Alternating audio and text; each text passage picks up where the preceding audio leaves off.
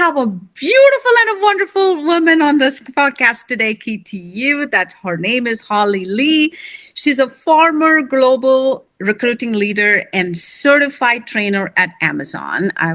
For me, I would say that you have a prior experience at Google, Facebook, Meta, Microsoft, you name it, all the big tech companies. Now, a prominent career coach and YouTube creator at Holly Lee Coaching. Keep me honest there. Did I say that right? It is Holly Lee Coaching or hollylee.co. Same thing. Okay. Yeah, all right. Same thing. Yep. And her channel focuses on authentic. And I can tell you, I out on that. She's so authentic, so real. And she's going to be the one who's going to give an insider advice for landing any high-tech role at a top tech companies, guys, especially through mastering Amazon leadership principles, behavioral type interviewing. Personality is one of the key thing, and how you come across in these behavioral interview questions is key and the best one to go to. And intentional storytelling. And I think we all forget about, this is the question and let me answer, let me craft it, but step back and storytell. And I think that's what I really liked about you, Holly, when I started looking at who you are and how do you go about sharing and crafting and orating the message. So it was beautifully, and that's something that I really liked. And building confidence for ambitious professionals. So Holly Lee, welcome. Thank you for having me.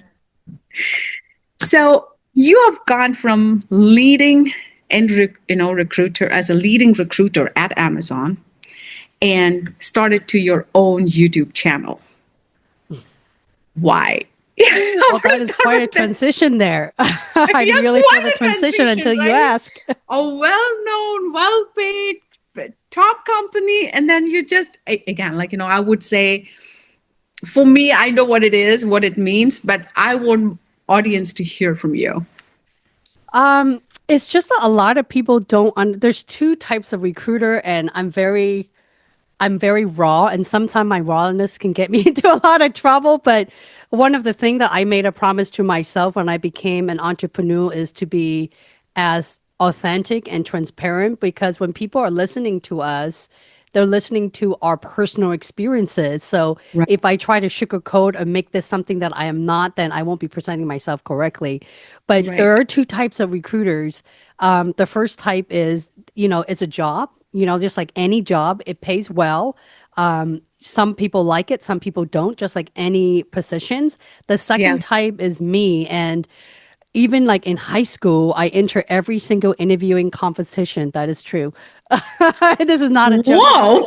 It is true. I know. I don't think I've ever shared that in any podcast before. It's true. No. I have a passion for interviewing. I have a passion for public speaking, but the secret is I've always been very shy and reserved. It's true. I'm very shy and I'm very nervous in front of people. And I thought, you know what? I need to be in a job or career where I can make improvement. So growing up as a recruiter, you talk to a lot of candidates, a lot of professional, and I don't think I've done entry level, mainly senior, principal, even executive, and then having an opportunity to work with a lot of the leaders at all these big tech companies had taught me to just brave up and be my authentic self, right? And also as a diversity woman, as you know, the way we communicate are very different. Very different. So, and I also learned through my 20 plus years journey that it's really important for me to stay true to who I am, the way I deliver my message to my audience.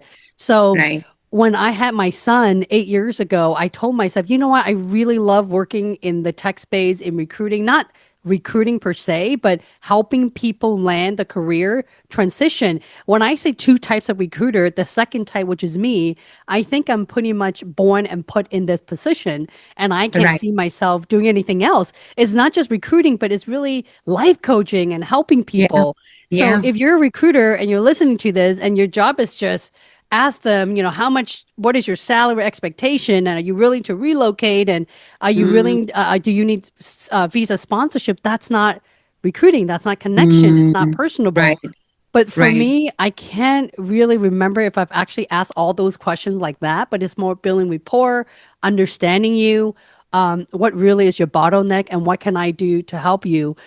Because even when all those years I worked for Amazon, I was a recruiting, I was a career coach for the University of Washington for free. It was part Oh, of their, yeah, it was part of the alum. I can't remember Village. I think it's called Village Coaching Community or okay. something. But basically, I Okay. coach a lot of people with bachelor's and master of engineering, and Mm-hmm. I give them Mm-hmm. free private coaching and help them land offer like an Amazon and the tech companies. So that's what Wow. I mean. I feel like, so why did you stop working Yeah. for one of the highest paying Yeah. companies in the world? Because I feel like my calling is limited. I wanted to Right. do more. I don't just want to fill a position and solve stakeholders problem, which I do love, but I feel like Right. there's more. Sure, I Yeah. love interview coaching and all that, but I want more. I don't Yeah. want to just influence people to work for like Amazon, but I want to be able to take all the skills that I can and share with the rest of the world. Like the world is so big. I'm not just talking about the I US, I'm talking about India, China, Europe, and all of that. That is why, and I think the flexibility, be able to do what I love and being able to connect with people and being able to come back and actually thank you for yeah. not just getting them a job, but a lot of my free content have helped people land jobs. I That's one of the reasons why I'm still doing it. I really like what you just said, right? It's not about doing a job. It's about understanding that, building that human connection, understanding exactly where they're falling back and help them get to where they want to be. And that's what you're doing. Powerful. I'm so glad you said that. Career coaching is not just interview coaching, it's really life coaching. You don't Yeah. just talk to someone and say, let's do mock interview. No, you don't do that. I, I've seen people doing that, Holly. you I've don't, seen I don't know many how are other like people, that. I don't know how Yeah. other business owner roll, but that's not how I Yeah. roll. If I could be more authentic, it's more trying to figure out why you're interviewing for this position. By the way, we're in a recession. Why do you want to leave your job again when you've been there for 8 years? That's job to me, from a third person's perspective, that's a job security. And you just told me you're the head of household. You have a family to feed, a mortgage to pay, kids' college to pay. Mm, So again, tell mm, me, why are you leaving for something that you could be laid off within the next few months? So yeah. I try to save Yeah. people's, because Yeah. I've seen a lot of that, not Right. just, okay, buy one of my services, I'll spend an hour or two with you and let's do mock interview. So Yeah. that's what I mean by there's I two love it. type of folks that things very Right. differently. I love it. I really love it. So your videos on Amazon leadership principles have racked up millions of views right now. And it's not about the views, but I would say it has impacted millions of souls. Let me put it that way. Why do you think these principles resonate so deeply, not just at Amazon, but anywhere? Why do you think it is or let me step back. Do you believe that these principles are beyond getting a job, about a person building their personality to function in the way they need to function in the corporate world? Why is it why does it resonate so much with you? And why is your coaching, kind of surrounded with that? That's a really good question. You make me want to pause and think, and I teach people how to be concise to the point. Now I have to pause for a second. I feel like I'm doing the star method of myself all over again. Um, Yeah. okay. Because, well, first of all, anytime when someone mentioned my YouTube videos, I feel a little embarrassed because I think there's always room to improve. And I know that the first couple years when I started, I don't like to say being a YouTuber, but really being a YouTuber, you really don't know what you're doing. So for me, Yeah. why are the leadership principle important? It resonate with me in every single way. Believe Yeah. this or not, I was not passionate about the, I call them LP, Amazon Leadership Principle, when I was with them. Yeah. I think, like, for people who wants to work at Amazon, because it's a very different environment, it's who you are. Right. I Yeah. can't teach you to be a Yeah. different person. I don't. Right. There's a lot of vocabulary I wanted to say. I can't really say this right here, but every environment is fit for a certain role. For me, the time that I was there, Mhm. it fit me because the LP taught me how to really focus on the customer, um, Yeah. not pleasing them, but really thinking outside of the box, being very strategic, solving Right. problem for the Right. customer, how to play nice along with your peers, Right. cross-functional team, really have that sense of bias for action where you focus on delivering top high quality, which is insist on higher standard. And because of like, I don't want to say I've been brainwashed for 7.5 years, but because I have been in that environment and it just correlates who I am as a human. And I Right. realize that every single job I've ever been, I worked so hard, so long hour. I remember even when I first started my career in a staffing agency, I was the last one standing until 8 p.m. And I remember all my job, Yeah. I remember my boss asking me, Holly, why are you still here? Because I'm writing thank you card. I'm like, why are you writing thank you card? Because no one's doing it. I want to do something different. So Aw. my whole purpose of the LP is it's really who I am. I am extremely obsessed on Yeah. delivering top quality results. And I'm always Mhm. trying to find a strategic way to stand out that's different from everybody else or like all the coaches. I don't compare myself to others. I compare and compete with myself because I always like my YouTube video. I think they're horrible, actually. I think No. there's always room to improve, right? But Yeah. because of how I am in the workspace, it translates to my personal life. And I've tried so hard, to find the right A+ school district for my son. Like my standard is very high. So it Yeah. translates to your personal life. That's why I'm not, and anyone who's listening, I'm not an Amazon coach. I'm just a career coach, but I love using the Amazon high standard and leadership principle. I say this in every single video because their bar is it's significant, extremely high. I Yeah. like it. You know, I don't really care what people think about my process because there I have had some feedback where they think that Amazon's paying me to say this. I'm not saying No. go work for the employer. I'm just Yeah. saying that it works for some people. It doesn't work for a certain types. But for me, I have learned so much just being at the right place, the right time, and it helped me grow as a professional and also as a parent. So for that, I'm Yeah. very grateful. That's beautiful, and all the very good reasons why one should really consider you for life coach and career coach. So, walk us through the real example from your recruiting days where someone absolutely nailed it. They nailed your interview. They kind of connected all the dots, and then they come in and they're like, you were like, oh crap. I think a lot of the great recruiters would have the same feedback. A lot of the time, when you talk to someone on the phone, because back in the days, there is no like the video, the Zoom, Right. none of that happens, right? None of All that of was there. that is Yeah. new since COVID. I would say more so Right. 2020, right? Prior Right. to that, video interview that is not really a thing, especially in Yeah. my industry, which is tech. Yeah. So when I used to talk to candidates on my phone or my team or my staff, they sound very good on the phone. Yeah. Sometimes they could have a script you can't really tell, but they are able to speak very collectively about their thoughts. But Right. what I do is, and I'm sure a lot of recruiters do this as well, when they come in, I like to prep them for the on-site, like in Mm, person. I'm not talking about on the right. phone. So that's why right Right. now it's a bit frustrated because a lot of the clients I work with complain that, yeah, I have an on-site. I'm like, did you talk to your recruiter to prep you? No, they send me this. I'm like, they send you a document. That's it. So I have to hear the voice. And if I could help it, I am Yeah. always the first interviewer and I block out the first half an hour with them because Hmm. that half an hour is to calm down their nerve. A Right. lot of employers don't understand. A lot of recruiters, the younger recruiters in this Right. generation, don't Right. understand the days that I started recruiting 25, 26 years ago, there were no google.com or yahoo.com. Everything is so manual, right? Yeah. So we Yeah. work a lot harder and we talk about this. We work a lot Oh, harder, a I lot know. more, yeah, a lot Yeah. more. So I feel like I'm literally holding my candidate's hand, giving them feedback lifetime, whether they like it or not. That's a different point. But I have to, But you have to. even if they're at Microsoft for 15 years, that doesn't mean you can pass an That's Amazon interview. It's very exactly different, right? it. So Yeah. I will give them very direct feedback. I will tell them what they need to do in order to make it through the loop. I will check in on them, during break every few hours or so. If they need water or something, just go ahead and let me know. So I wanted Yeah. to make them feel very welcome, very ready. And in back of my mind, my heart was pumping really quickly. I'm like, oh my God, they're so nervous. I'm trying to calm them down. I was literally praying for my Oh candidate my. as I'm walking out the door.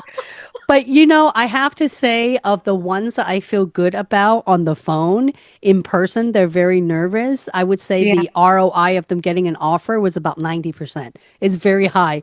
Wow. It is very high because in the end, I told them, I said, wow, honestly, you were making, when this is all over and they became an employee, right? I would say, Yeah. you were actually making me very nervous.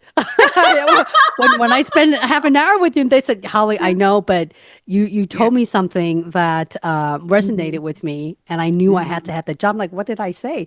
It's like, you told Mhm. me that I had, I came from MIT, I've been at, let's just say Microsoft, for example, or, Google, Right. whatever company it is. I've done Yeah. my job and done it well. Obviously, I know what I'm doing. There's Yeah. no reason for me to be nervous and let my Yeah. anxiety take the best of me. I need to be able to answer the question because I know I can do this job.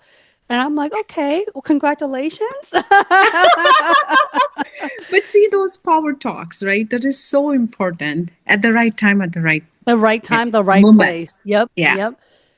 So many candidates recycle the same stories across the principles, right? I mean, because they may have two or three that they have prepped it. Okay, this is going to fit here. This is going to Hmm. fit here. So, and have two and then repeat, repeat. Is that Right. the right way to do?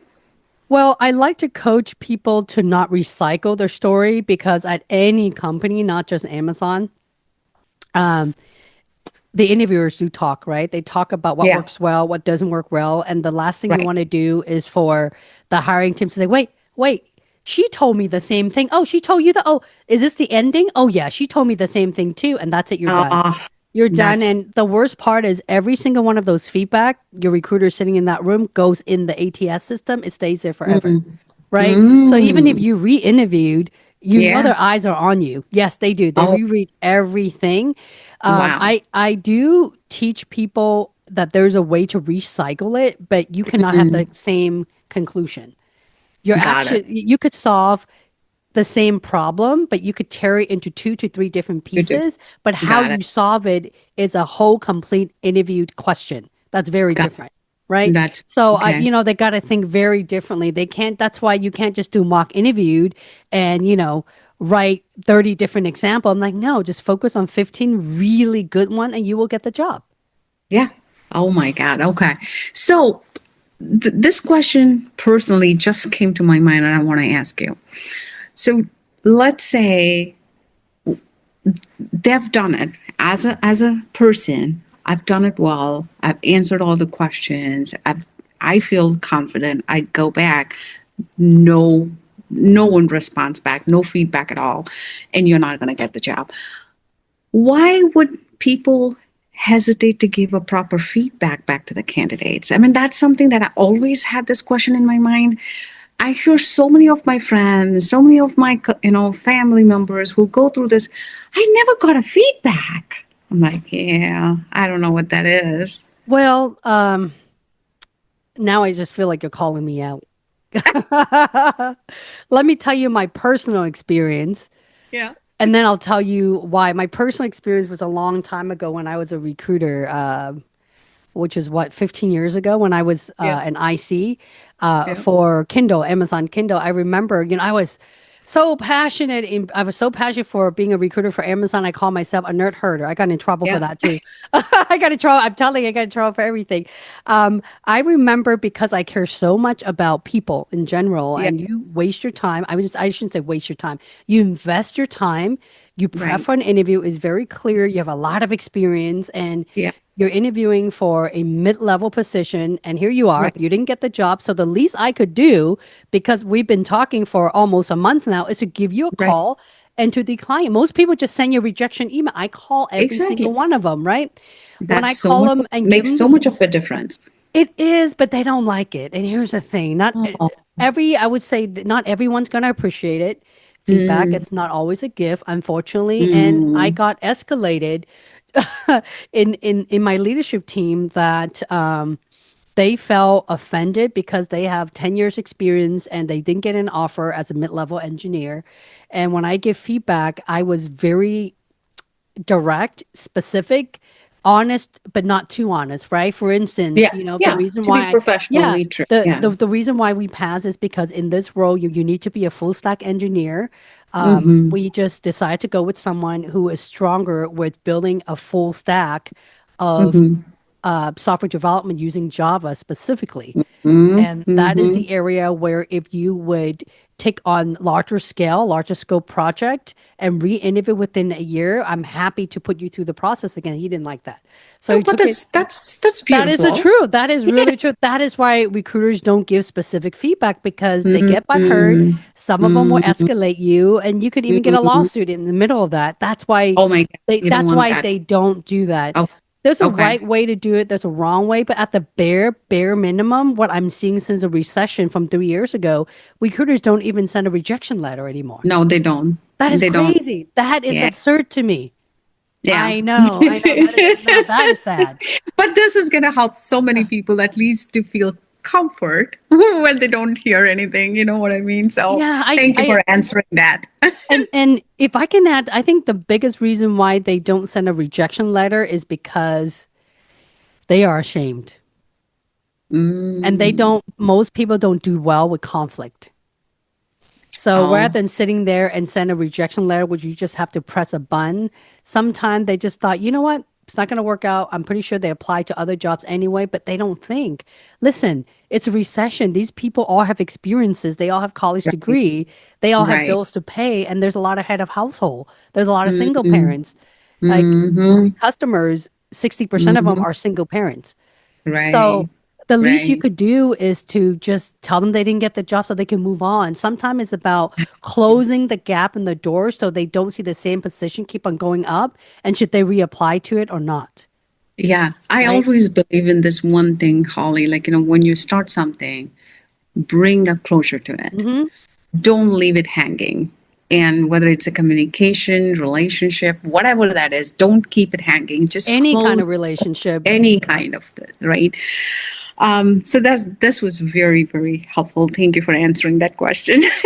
So behavioral interviews at any of these, like, the big tech companies like Facebook or Amazon or Apple or Netflix or Google, whatever that is, they go through a different way of assessing you.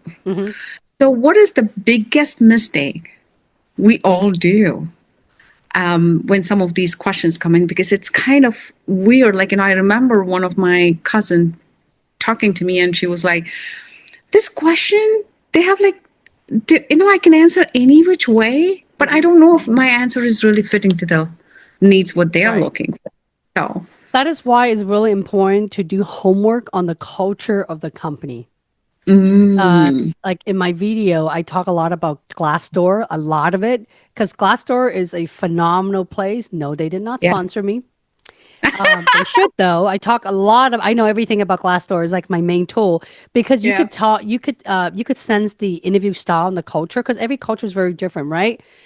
For example, if you're interviewing at Google, you better sound intelligent. Emotional intelligence and critical thinking is a big thing, which means when you deliver your answer, you have to think first and don't talk too much. You have to be very professional in the way you deliver, critically and very strategically. That's a Google style. If you're interviewing like at Microsoft, forgive me, Bill Gates. If you look at Bill Gates, what does Bill Gates love to do? Everyone know. He even have was it Netflix or Prime? There's a documentary. He loves to read. I can't remember which one. Yeah. He loves to read. If you have a CEO that loves to read books and he's a bookworm and look at his culture, his environment, look at the way they dress. It's very, I don't want to say reserved. It's cool. They like jeans, t-shirt, but they're very, like bookworm, right? So when you interview with them, you got to have a sense of polish, a sense of professionalism, like big picture, like talk about your breath. Breath is a very big thing at Microsoft. And then you turn around and look at Jeff Bezos. What does he do? I'm sure he reads books, but he is a brainiac, that are so obsessed with quality, and he wants everything to be quick, fast, and the best. Right. Right. If Quick, you work fast, for and that company, quality. they'll dive deep. Right. So Right. if you look at all those like FAANG to FAANG comparison, and then Netflix, you think about Netflix, they're fun. I don't even Yeah. have to ever interview at Netflix to know that, right? You could feel the culture. So when people Right. are interviewing for a certain culture, they should do their due diligence in knowing what the environment is and prepare when you answer those interview questions. But it doesn't Mm, matter what company you're interviewing for, even startup, they still have to use the STAR method because the yeah. STAR method helped them really stay on track. Right. Like with all those companies, the biggest reason why people fail their interview is because they don't focus on how they deliver result. They just focus on this is what I do. I mean, no one really care what you do. They care about how you did it. Yeah, exactly. And is the star method, to me, the more I'm learning, and I kind of interviewed a while ago. I mean, not here. This is 10 years back or so for Amazon. I didn't get it. That's a different story. But I went through that star method at the I time. think if I re-interview at Amazon again, I probably wouldn't get it either. The bars keep on going. That would be embarrassing if I don't get it. I'm not even looking for one right now because I'm Oh my God, so that's happy funny. with where I am right Uh, now. But I'm like, I feel like when I read through that star method, it is so much applicable in how you operate in your daily life, wherever you are today. It yep. doesn't have to that, you have to learn that to be, hmm to go to these big tech companies. Yep. But it's something that you can cultivate to Yep. respond back in your current company, in your current place, wherever you are, right? I agree. Okay. I literally before I jumped in on this video podcast with you, I didn't use a star method, but I pretty much kind of cheated and did. I was thinking about what do I want to talk about that's going viral right now for my YouTube channel, and I literally Yeah. just schedule a video that's going off tomorrow morning. By the way, um, Yeah. and I said, okay, what Yeah. is my topic, which is your situation, right? Okay, Yeah. what problem am Yeah. I trying to solve? Which is, like Yeah. today's job market. That's what everyone's Yeah. struggling. They're like Right. anxiety is kicking them in the butt.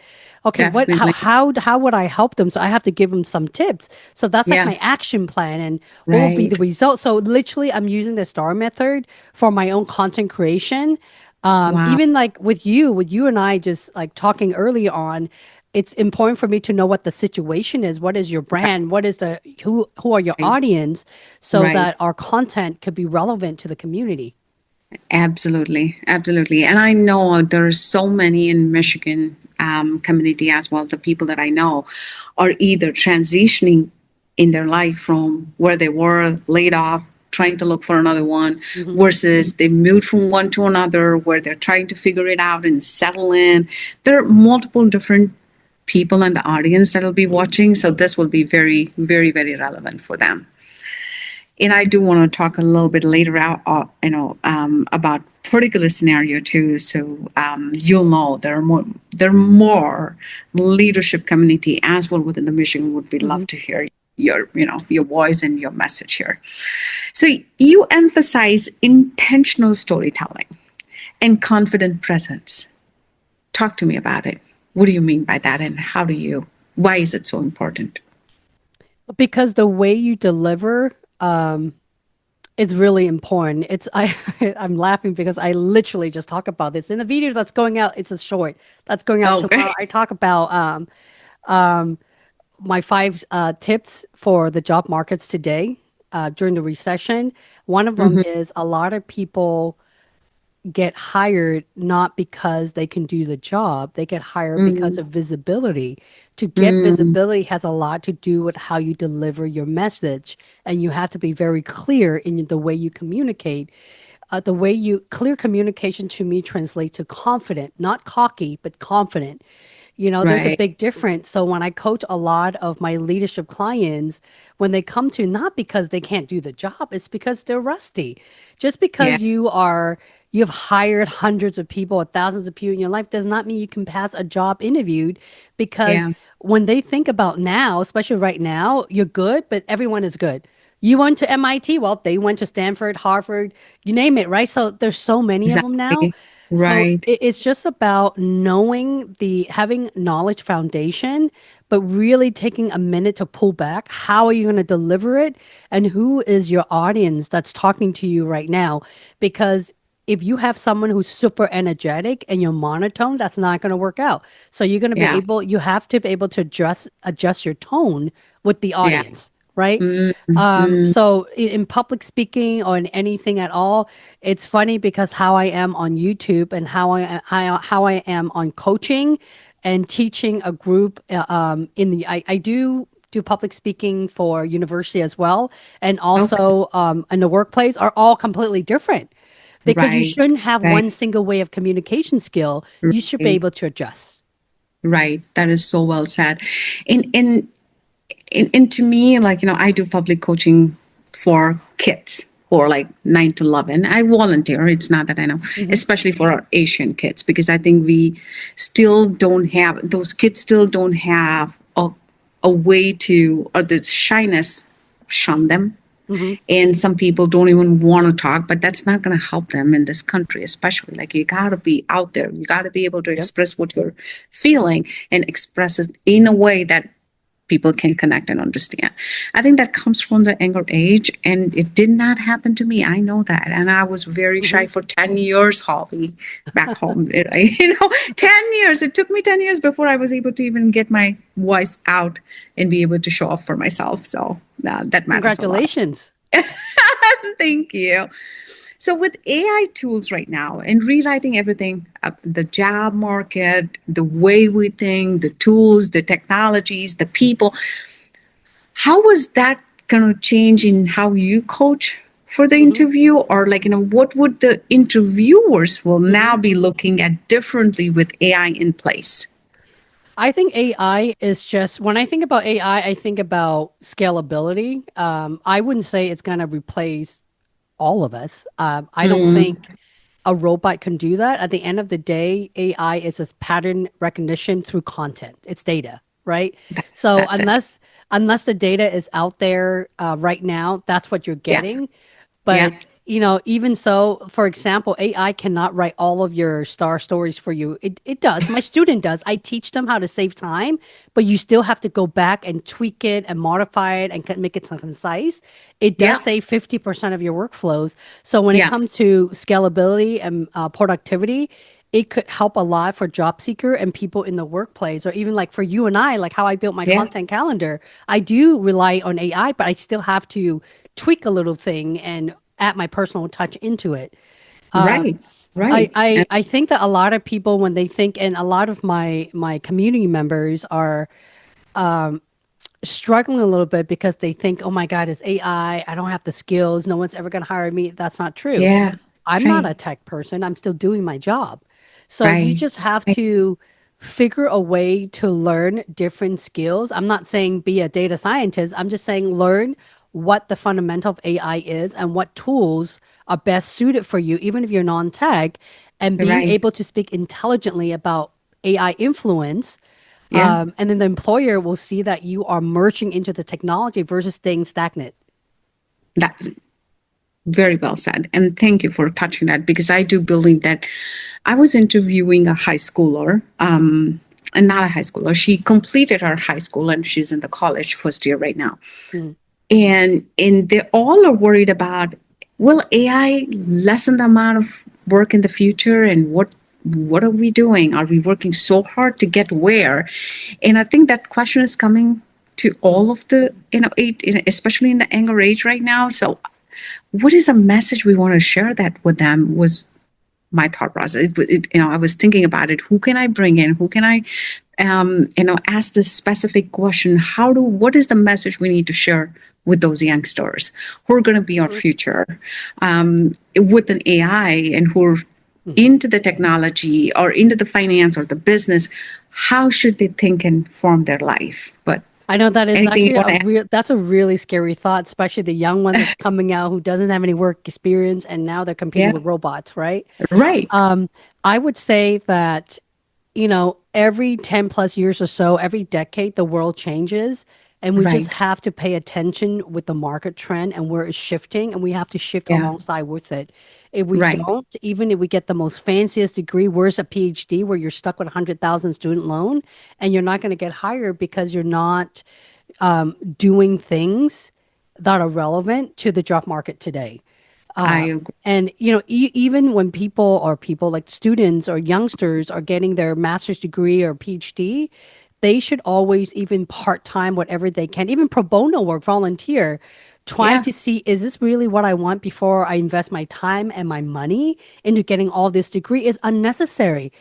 I Yeah. mean, I know that probably most coaches don't agree with me. For me, and also being Asian myself, education I was very know. big for us, right? So it's hard Yeah. for me to say this because um 8 years ago before I gave birth to my son, I was thinking, you know what, my son's going to go to Stanford or he's going to go to the best university, UCLA or something. Now I'm like, Hmm. wait a minute, let's just pause for a second. Education is going to get more and more expensive, but what are they Right. learning that they're going to get a job? You That can't is just so have, yeah, important. because not everyone's going to do AI, right? Because Yeah. it's silly. Not everyone's going to Right. do that. So I Right. would say be very cautious of where you're investing your time and money in school. As you're Mm. doing it, look at what can you do. And when you're young, you don't know what you want. Like I didn't know what I want until I'm like towards Neither my me. 40s, right? Like you Right. can't really advise them because how much are they Right. really going to listen? But Right. allow yourself to make mistake. Eventually you'll find what you love and what you don't. But the whole point is that they have to try and see what shoe fits, what Yeah. doesn't. But whatever shoes they choose has Yeah. to go along with the market is aiming for. At the moment, it is AI. It could be healthcare, it could be aerospace, technology, pick whatever it is. They don't have to be To in put the- tech. Yeah. Yeah. They just Right. have to be going towards that directions and not be anything different. That makes sense. Let's talk about salary Oh negotiation, my. which is where I think we all fall really. I don't know. Being in the corporate world for 25 years, I still don't know what is the most important thing when I need to think about. For me, I don't have to worry because I've been in the company for Mhm, these many years. I'm still there and not mhm, thinking about anything else right now. But then people who are looking for another offer mhm. and they do some silly mistake, market Yep. rate was the standard answer they would give. So what what is the right thing to do? Well, first, because AI is so powerful now, we're talking about AI, you could find out anything about any role and any salary on the World Wide Web, right? So you Exactly. could, like, you could just put how Yeah. much money does, ABC make in Michigan, it'll Yeah. tell you. So Yeah. you have Yeah. to understand the market rate. I know it's a really scary time. Like recently, I was hired as an HR director and TA operation for a startup healthcare in Arizona, and I too negotiate. Yes, Okay. we are in a recession, but you have to understand employers are not expert when it comes to compensation. They think that because there are so many people looking for a job and they can pay you 50% less. But the problem Mm, here is, sure, they're paying you less, but you're also wearing 10 more hats. You're not yeah. gonna, it's not an 8 to 5 job. So Yeah. you're getting into that. So you might as Right. well negotiate to the market rate. I'm not saying the highest comp. I'm just saying Yeah. the bare minimum market rate. And that's what a lot of people are worried about. But if it's really meant to be, if the universe collide, if this is the right fit for you and the employers see your added value, you know what you can bring on the table and you're able to deliver that with confidence, the employer is going to give it to you. And if Yeah. that employer is not willing to give you what the market rate is, again, you're not asking for too much. That Hmm. means you're probably not going to be at your job long anyway. They'll run out of fundings if they can't afford you. That That's is, true. oh, That's really wow. true. That's People well don't think said. people don't think about that when you don't negotiate. If No, an employer pulls back, there, how long are you going to sustain in the job? And you're quitting your job for this one? Is it really worth it for you? exactly. So, I never thought about it in that aspect, in that angle about mhm. if they're not able to afford you at the market rate, think about how long you're going to stick in the That means job. they're You, not also taking you seriously for long-term growth. yeah. Wow. Good. What a message, Holly. I love it. So, No, I don't um, know. I don't know if other people would agree with me. For me, even if you give me a job offer today, I would still negotiate if I know it's yeah. below market. because I know what I'm bringing on the table. Absolutely. Oh my God, that's so well said. I have one question and then the last one.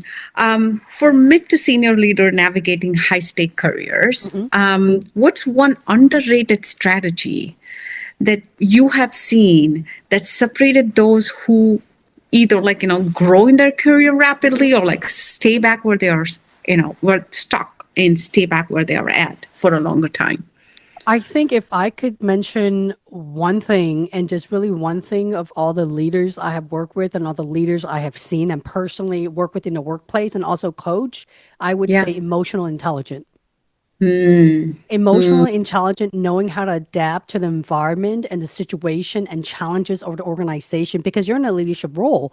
Even though right. your role is not exactly saving the whole company revenue, but you need to Right. think beyond just your team, right? It's a bubble. Yeah. So what Yeah. I meant by emotional intelligence is you have to think outside of the box to see how you can contribute as a Right. big picture. That way, Right.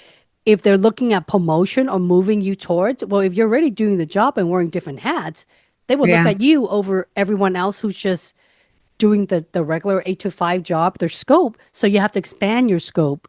Right. That's why it's really important for leaders to, I like to call it seeking opportunity to make improvement and helping the business scale.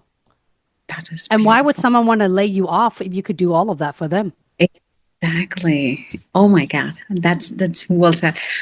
What is the last thing? What is the three thing somebody listening to our conversation today that they want to take away?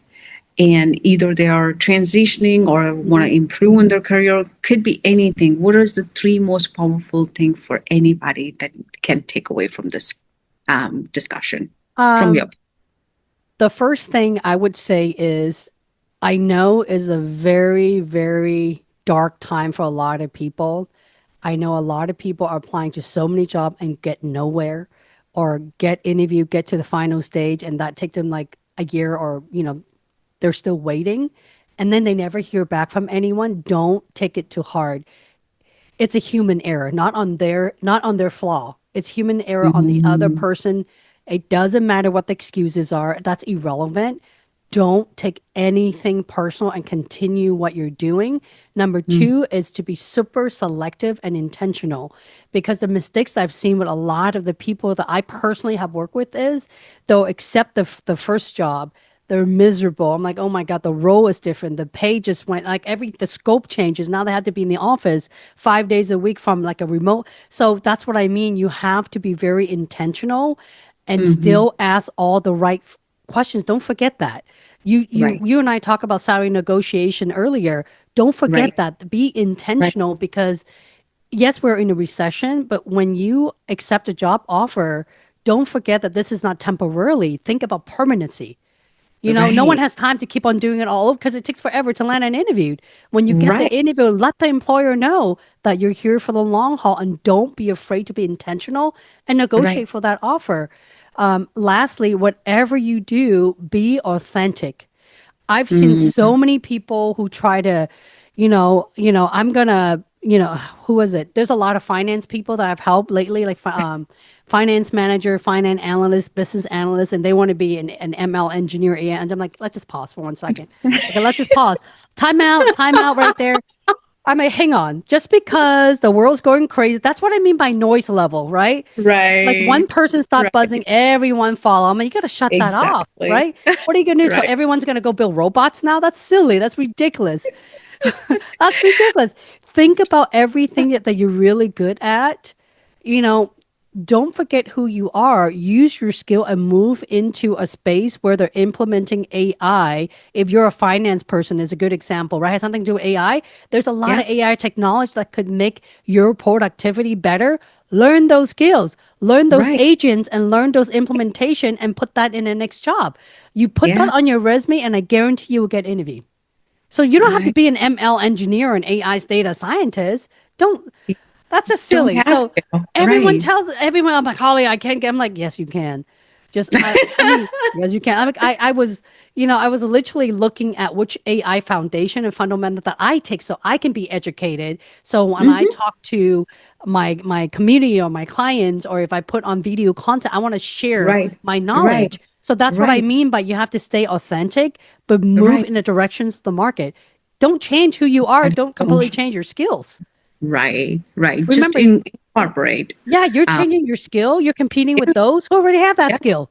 exactly. That is So so true.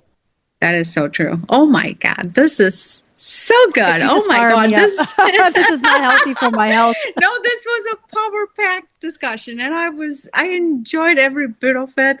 Holly, I hope this was, enjoyable for you too, but I know Yes, it your is. time is so precious. And I'm really, really thank